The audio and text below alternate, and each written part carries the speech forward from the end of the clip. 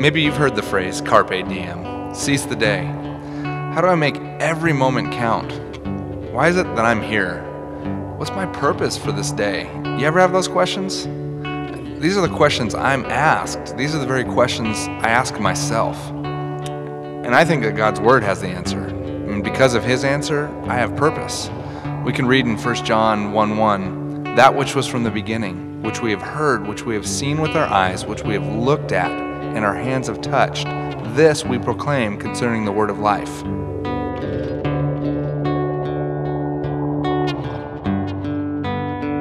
So I often get asked, how do you initiate a spiritual conversation with somebody you don't know if that person's a believer in Jesus or not?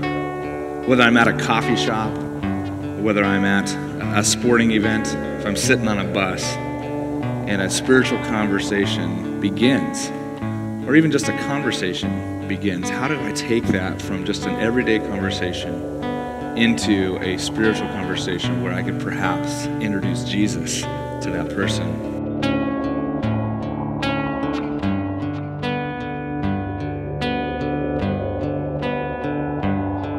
I have to think about it from the terms of what it's like in my own family life.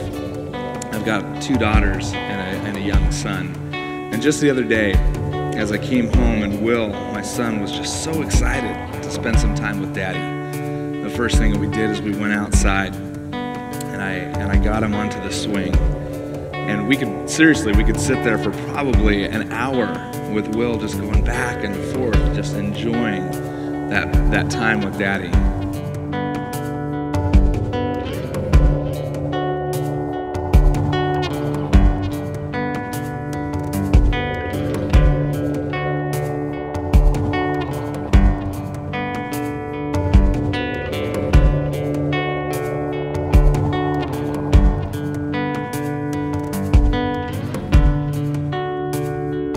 So at the end of spending time outside, and it was getting a little bit chilly outside, we decided it was time to go in.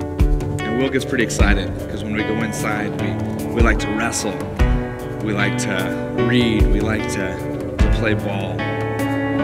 And just the laughter, just the joy on his face as we get time together. Let nothing take away the cross, let nothing take away the blood. Let nothing take away your love. Let nothing take away your love. Let nothing take away the cross. Let nothing take away the blood. Let nothing take away your love. Let nothing take away your love. Let nothing take away the cross. Let nothing take away the blood. We've established this little routine where Will run over to the book basket and pick out a book and bring it back to me. He brings it back with anticipation growing with every stride as he approaches me, waiting for him on the couch. He rests comfortably in my lap, and I begin to tell him the story. He listens to his daddy read. After the first book, he wants a second, a third, even a fourth book. So he does so with the intention of listening. But not just listening. Will listen so that he can enter into the story and participate with the story.